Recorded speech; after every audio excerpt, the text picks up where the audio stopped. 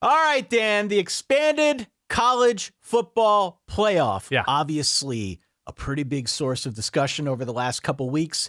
Is it broken? If it's broken, how would you fix it? Go. I don't think it's fully broken. I think it's sort of working as intended. And the question is, what will the intention be moving forward? And there's a lot of different branches coming out of that question. I think it is in need of a tune-up because we're only getting another year of a 12-team playoff. That's right. Yeah. And so 2026, and I think it will be tuned up with regard to how things are seeded, with regard to what the schedule might look like moving forward. I think it's all up in the air in this moment. They can reserve the right to tweak things in 2025, and they will. In 2026, we move to 14 teams. I don't know if that solves anything, just adding teams and perhaps adding games, but I think there's potential in 2025 to look at the 2024 playoff and say, all right, this is the first bit of pancake batter we put down on the griddle. Obviously, it's going to burn, and we don't know what the hot spots are on the griddle, and you throw out the first pancake, and then you kind of have a sense of what you're dealing with. I think we needed this 2024 season to get that pancake, that first pancake, but I think when you look at the buys and the seeding and the time off and how the top four seeds seem to be disadvantaged perhaps by the way it was seeded and the way everything played out timing-wise, I think any playoff should try to protect the teams that earn their way to the top, right? I would think so, yeah. So I won't say broken. Worked as intended. The intention is off, and I don't care about TV ratings. I'm not, selling drugs on TV. I'm not selling casino expenditures, whatever, on TV. So I think Oregon, Ohio State had a very high TV rating. I think mostly it's been very successful, which was to be expected in this first year of it. So I think we're going to get blowouts. I think we're going to get close games. I think we're going to get upsets just like we do during the regular season. I actually think the biggest issue I would have would be ESPN, who owns this tournament or invitational, whatever you want to call it, to have their highest profile talking head in Kirk Herbstreit come out and say, well, this was a disaster after the first 48 hours. Like, dude, there are going to be blowouts. There are going to be upsets. Arizona State can get within a non-targeting call of driving down the field and beating Texas with a field goal at the end of the game. All of these things can happen during the season, and they can happen during a playoff, and we don't need to freak out immediately. And there's also a conversation we had, why is the owner of the playoff having people that work for it weigh in on matters of it? It's just Apple doesn't reward phone of the year, right? Tim Cook isn't up there saying all right, our next nominee, the Google Pixel 9. Let's see if nope, it's the iPhone again. There is a different conversation to be had about how much you should be listening to the owner of a tournament talk about the tournament and their opinions of the teams in the tournament. But sure, I digress. I think not broken, not arrived, not a success. Yeah, I mean, there are definitely elements of this that I think need to be fine-tuned. If you're talking with respect to the first pancake on the griddle, yeah, the most burnt pancake in this conversation is, I think, the process by which the committee handed out some of these invitations. Now, you know where I stand on the playoff. I think it is far less broken than the system we had before. I would much rather argue over the number 10, the number 11, and number 12 teams than who's number 4. Okay. If we're serious about having a playoff to determine the champion, then let's have a freaking playoff. Part of that means you're going to have to argue over who gets in on the back end of the tournament. But don't make it about number 4 like the previous system did for 10 years. That was, for whatever reason, unnecessarily stupid, right? In my view. Include more teams if you want to have a playoff, if you want to continue under this guise that everybody at FBS has a real shot at winning the national championship, then you need to expand access so that more teams can get in, and it's not always the same 4, 5, 6, 7, 8 teams. Right. Okay. So in that sense, I think it is far less broken than it has been. Okay. But what we're really talking about, I apologize for the interruption, but that just sparked something in me. Is it access to compete, or is it access to just show up, right? That you're saying it gives access to the 9th best team or the 10th best team or the 11th best team or the team who's ranked 15th wins their conference. So they have it's more just access to additional attention, more than it is access to reasonably compete for a national championship. Dog, we're living in an attention economy. I know it, Ty. And you could talk to SMU, and you could talk to Indiana, and you could talk to Arizona State. Sure. All of those teams lost their first games in this tournament. And all three of them are going to use their playoff appearance to help build their programs. I don't see that as a bad thing. No. I don't see that as a bad thing. Now, they don't want a pat on the head. No. I'm certain they don't see it in that same way. But from the outside looking in, I can't see how that's a bad thing. Also, again, if you're going to continue under this guise that every FBS team is playing for the same thing, if they're not going to break it apart into super conferences or whatever, right? You can't be both, right? You got to give everybody access, or you don't give everybody access and you change the entire structure of the sport. It's one or the other. If FBS is going to include 130 some odd teams, whatever it's going to end up being next year, then they all at least theoretically need to have access to the postseason, which they didn't before. So I'm okay with this system.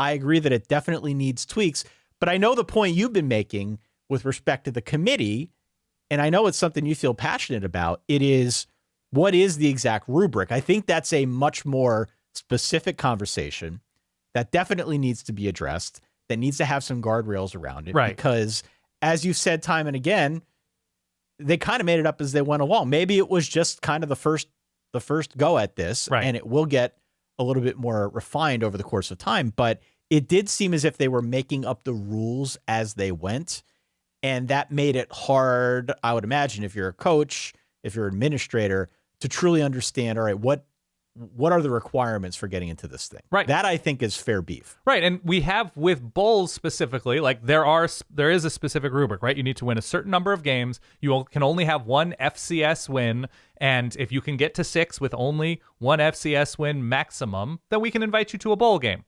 And so because we have not flattened out or regulated scheduling, and you're comparing, Ole Miss to Iowa to Arizona State to Cal or whatever, who are all playing a different number of conference games and, have rivalries that they play every year against top teams in other conferences, or perhaps not so top. Like, there's always going to be a variety of different circumstances within teams, but regulating schedules, I think, would be a nice first step. With some conferences perhaps a little bit more cowardly than others with how they schedule. No names here. We're not naming names here. Absolutely, we're not throwing anybody under the bus. We're just talking in hypotheticals.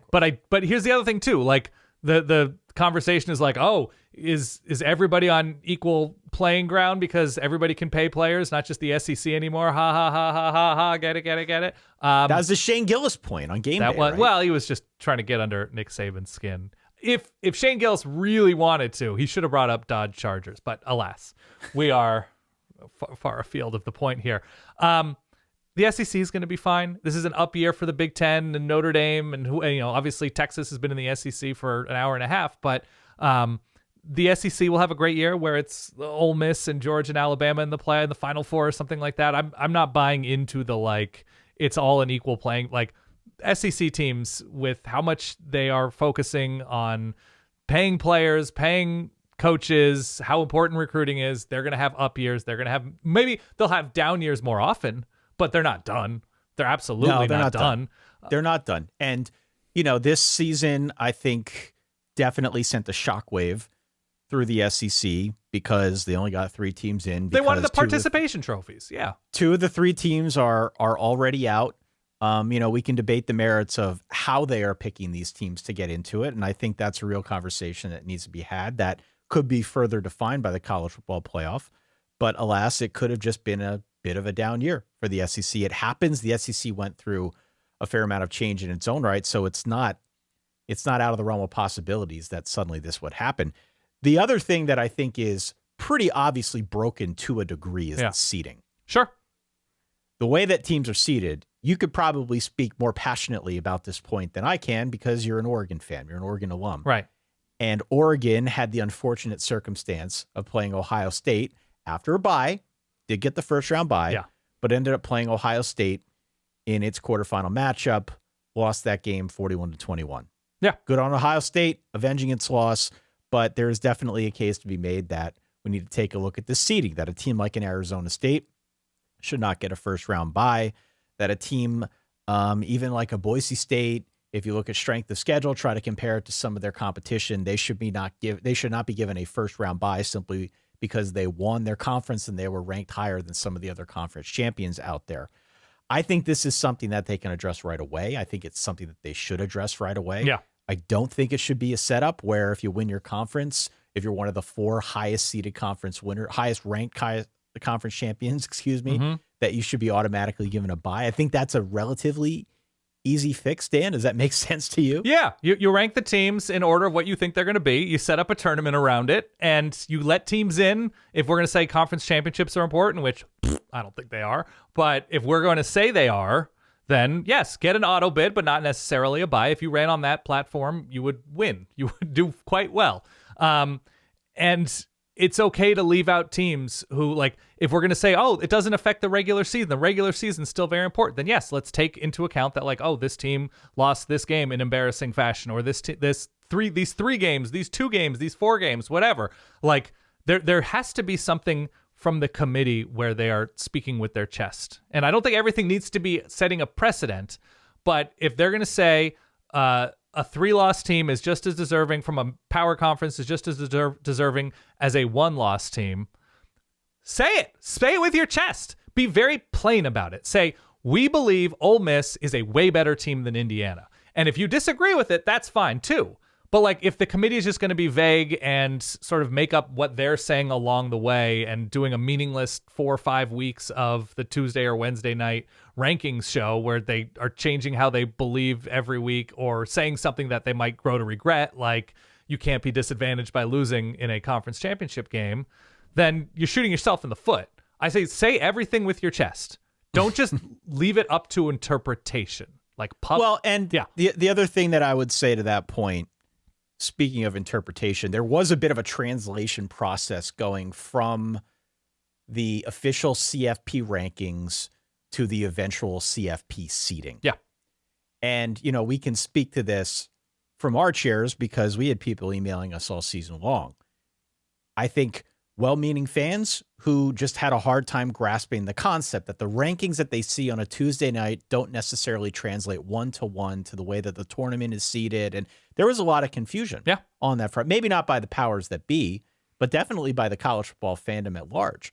I think it's a really easy fix to say, look, we're putting in all of this time and energy, and in some cases money and TV inventory, to putting out a 12-team or 25-team ranking every Tuesday night. If we're going to be insistent upon this, and if we want it to actually mean something, then it shouldn't change at the very end, determined by which teams are winning their conferences, right, and which teams aren't.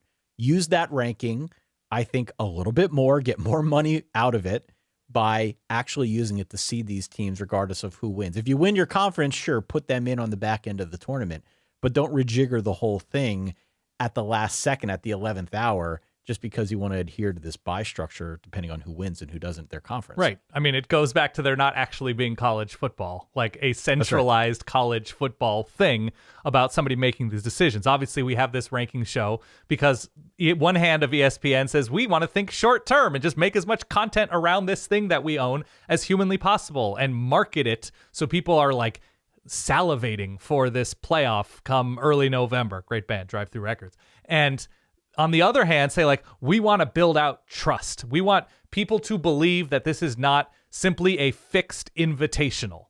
And so you can't have both of those hands operating at the same time and come away feeling clean about it if you're a college football fan or viewer. That's just the reality of this whole thing. And so I think you're right that you need to sort of figure out how you're going to organize things. You're going to go to more teams and we're going to have the same conversation where you're going to say, well, I'd rather argue about who's number 15 than who's number 4. Like, we're going to keep getting to this place. But I think at the end of the day, you have to earn the belief of viewers that this is a worthwhile time expenditure, whether it's flying to State College or wherever you fly into in Pennsylvania to go see a Penn State game, or flying to the Rose Bowl and spending God knows how much on tickets, plural games, whatever, and hand warmers and everything that goes into watching the college football playoff.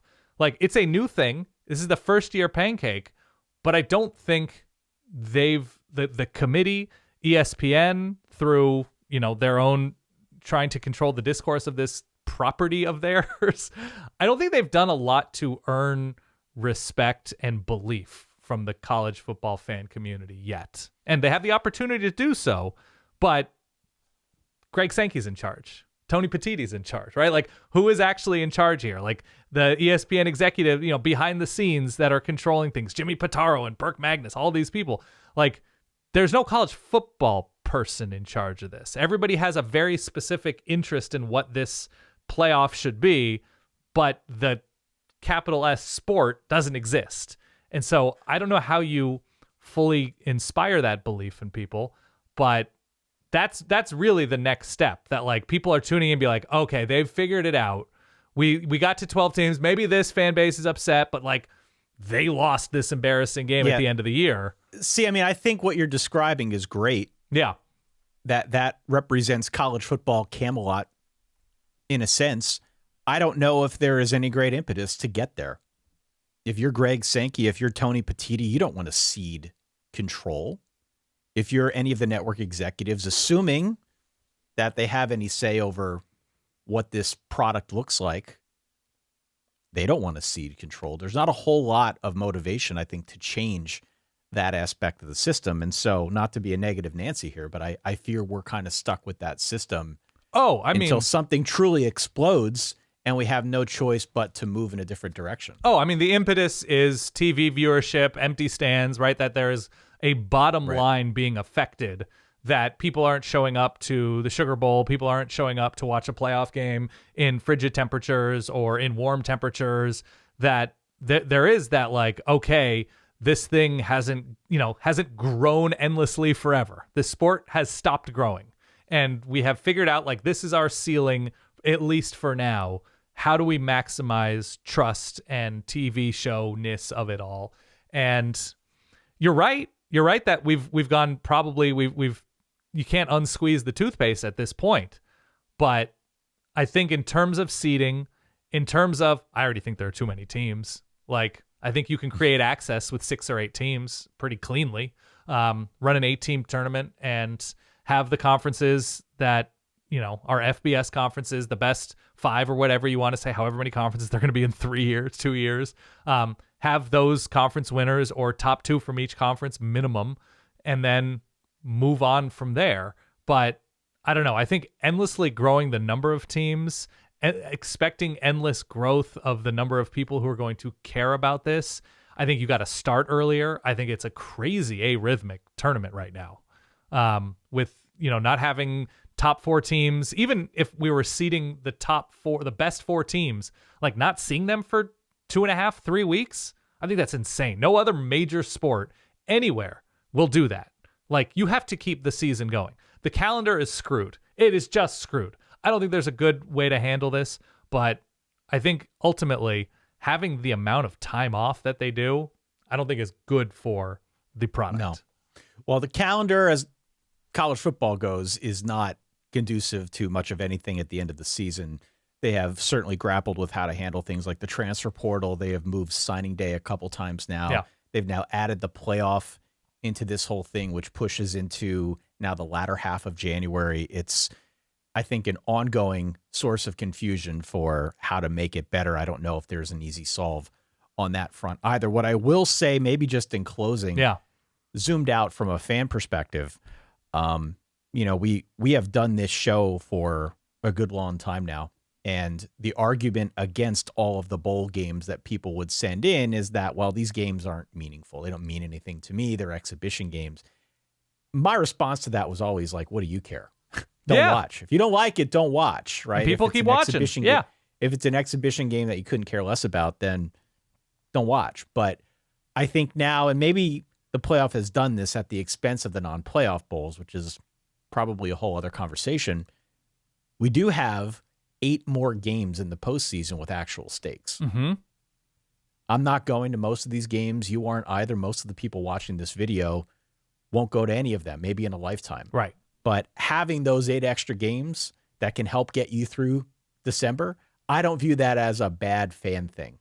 Having No. more games that are meaningful that you can actually watch and care about one way or another, even if it's not your favorite team playing, I don't think that's a bad thing for the overall fan experience. Again, this system is far from perfect, but having more meaningful games extended into the month of December, it's just bonus football. And I don't see that as a negative thing. It's not a problem. Here's an interesting byproduct. And I this is not fully formed, but okay, so we view the playoff as a binary thing right now. Like, it's a successful year if you make the playoff, if you're, a huge program in a major conference. And if you don't make a playoff, it's kind of a failure. Sure. This is also, okay, so more people are in, so it's less special, right? Making the playoff is less special with 12 teams than it was with 4 than it was with a 2-team BCS. It's going to be even less special to make a 14-team playoff. If we go to 30 teams, it's going to be less special to be as part of a 30-team playoff. Now we're going to have more teams view their seasons as failures than before, I think. Yeah. Oregon went 13-0. If we don't want to use my example, like, Indiana had an incredibly special season. And the thing that lingers on the palate of Indiana fans, we'll say some Indiana fans, or maybe the ones who are a little bit less adjusted to reality, but it's going to be disappointment. It's going to be, my team was teed up as a failure of the system because we lost a game comfortably to Notre Dame, instead of being celebrated by this incredible story of this first-year coach winning all of these games. Oregon goes 13-0. It's going to be a stench all off season long because of the way that Oregon lost to Ohio State. There are going to be more teams that can't appreciate the good because everything is through the lens of this big, huge TV thing.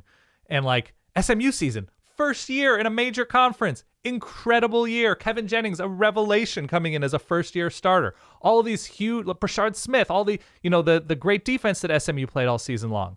And then they kind of crap themselves in State College, and we're like, SMU, you go home. Come on, guys. This is for the big boys. Like, I don't know. There's like this weird, the playoffization or the lens through which we're going to see this sport through this TV tournament. I think more fan bases are going to leave thinking like, what a kind of gross way to end the year. I don't know. I don't buy that. That's fine. I don't buy that. And I mean, I think there is definitely some validity to that as we have this conversation in early January, if we would have had this conversation in late December. Yeah. No fan wants to see that. I mean, Clemson just made the playoff, scored a bunch of points against a team who might win the national championship, and immediately turned around and fired their defensive coordinator. Yeah, I mean, Arizona State fans do not want to hear from me on January 2nd that they had a great year and they should be celebrating the story and not necessarily the result. They're going to be pissed off about that targeting situation for the next 9 months. Absolutely. But talk to me in 5 months. Sure. Talk to me in 5 months when Kenny Dillingham is recruiting off of this, is using this to further solidify the culture of the program. I just think there is more benefit that comes from making the playoff than getting into the playoff and losing by a wide margin. Upsets are going to happen. I don't necessarily see that as a black eye. No. I think certainly for an upstart program like an SMU that is paying its own way into the ACC, this is something that you can use to further build what you're doing. I also think it's a sliding scale. Expectations at one place do not necessarily equate to expectations at another. Ohio State is going to have a different view of success than a school like in Indiana. Let's just be real about that. One is a traditional power. One is the surprise team of the year. It's going to change from year to year. And I think ultimately it's a good thing just to widen that access, give teams like Indiana, Arizona State, SMU a shot to get into the playoff, to prove their mettle, and hopefully use that to help build their program into something more. You don't feel at all that it's less special the more we expand it? I think it is less special from the standpoint that the regular season is a little less meaningful. Right. But I think ultimately being into a win-or-go-home tournament, getting into that setting, and knowing that if a few things go your way, you could pull the upset of the year. You could have an opportunity to play for something more. I don't think there's any part of that that's not special. I still think that's what teams have been craving for a good long time. The fact that they have been essentially shut out with no way to get into a setup like that has been the real fault of the system. So I'm okay with it. I do think there's a larger conversation about conference championship games and what they mean in the broader scheme. certainly getting into the playoff. We had people making arguments for 3-loss teams, more 3-loss teams getting into the playoff this year. There's a conversation about the value of the regular season, which I think you brought up. Those are all valid concerns, but it's still special to some extent if you get into that win or go home game, knowing that you could have a shot for the national championship. I don't know. Maybe that's just me. I like the system. I don't have a problem with it, but I'm willing to fully acknowledge that there are definitely some wrinkles that need to be ironed out. Are you happy that a team like Ohio State, and I'm not disappointed at all, by the way, that Ohio State is playing for, because they are playing like, if they're not the best team in the country, they're one of the 2 best teams in the country, it seems right now, that I'm okay with a team having lumps along the way and figuring things out late and making adjustments late, because if we're truly trying to find the best college football team, we have to extend that kind of grace. But it is less special. We have to say, it's less special that if you completely crap the bed at home in your biggest game of the season to end the year, to keep you out of a conference championship game, it's less special if that's treated as a blip and not a meaningful result. And again, I'm okay with Ohio State being here, but the system absolutely advantages a team like Ohio State, who already has every advantage and now has a new advantage because of this playoff. Yeah, and by the way, this playoff maybe accentuates that point, but this was kind of the case with the old playoff as well. To a much lesser extent. Yeah. To a much lesser extent. But you still had a mulligan in you, provided you had a good season the rest of the way. That wasn't not true before. It definitely got more of a spotlight on it now. Right. I don't know.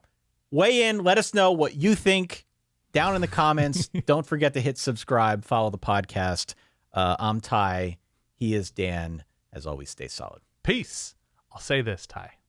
I'll say this, as people have already stopped watching. Oh, my God. At a certain point, if we keep expanding NBA rosters, you and I are going to be Lakers. Right? You and I are each going to be the 5,000th man. I'm retired. Oh, you're just a locker room addition, Ty. Everybody knows that. I'm retired. I'm a glue guy.